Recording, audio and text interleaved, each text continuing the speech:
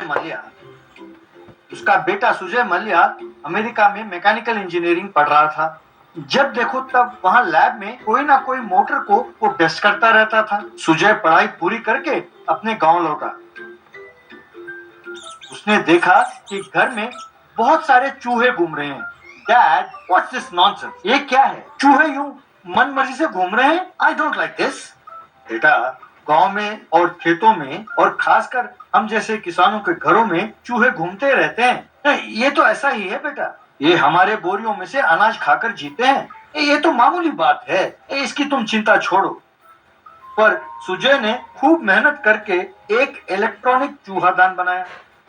बाद में उसे अपने पिताजी को दिखाते हुए, डैड, आज से हमें चूहे परेशान नहीं करेंगे। अपने गोदाम में मैंने कुल मिलाकर 100 चूहेदान रखा है।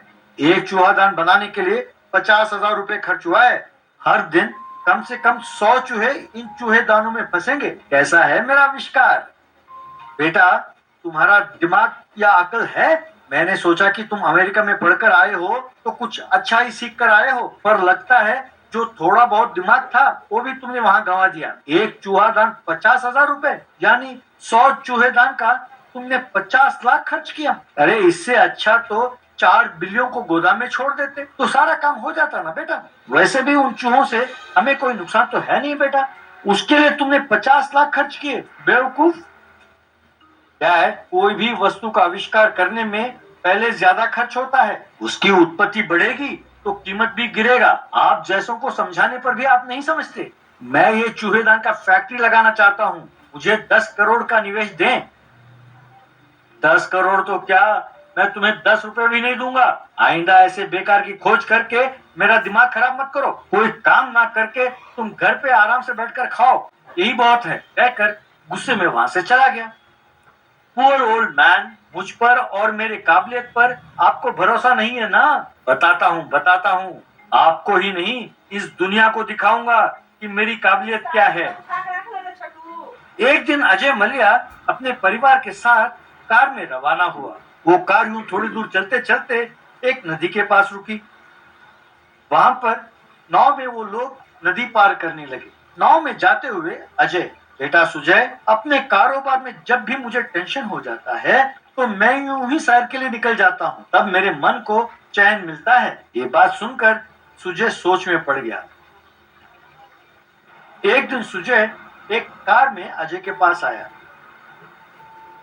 डैड, ये कार मैंने बहुत मेहनत से बनाया है। इसकी खासियत क्या है मैं आप सबको दिखाना चाहता हूँ। चलिए मेरे साथ। यूं सारा परिवार उस कार में निकल पड़े। वो कार यूं ही नदी के पास जाकर रुकी।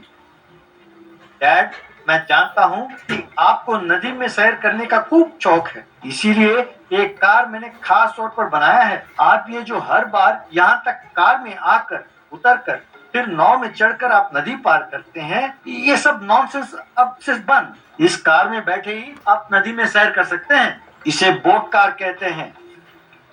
शाबाश सुजय, आविष्कार हो तो ऐसा। Very good, very good. चलो चलो, पानी में चलो। यूं कार पानी में चलने लगी। थोड़ी दूर जाने के बाद अजय, बेटा, बहुत अच्छा बनाया इसे।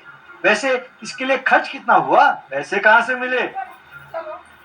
I am very sorry dad, आपको छोटा सा धोखा दिया। मैं आपसे कोरे कागज पर दस्तखत करा के मैंने बैंक में से 10 करोड़ रुपए का लोन लिया है। उन्हीं पैसों से इसे बनाया है। जानते हैं इसका माइलेज कितना है? जमीन पर लीटर का ये 50 कदम और पानी में लीटर का ये 10 कदम देता है। और निकम में 10 करोड़ खर्च करके ये फालतू चीज बनाया। अरे कार और बोट अलग अलग भी खरीदते हैं तो 15 लाख से ज्यादा नहीं होता, और तुम इसे माइलेज कहते हो? इसके साथ साथ एक पेट्रोल टैंकर को भी चलाना पड़ेगा, उसे भी खरीदना था, मूर्ख, कहकर डांटा। तभी अचानक कार रुक गई। ओह डैम इट, लगता है कि पेट्रोल खत्म हो गया है। गाड़ी रुकते ही पानी में डूब जाती है। Come on everybody, jump and swim. यूं सब पानी में कूद के तैरकर किनारे तक पहुंचे। बाद में बाप ने बेटे को खूब मारा।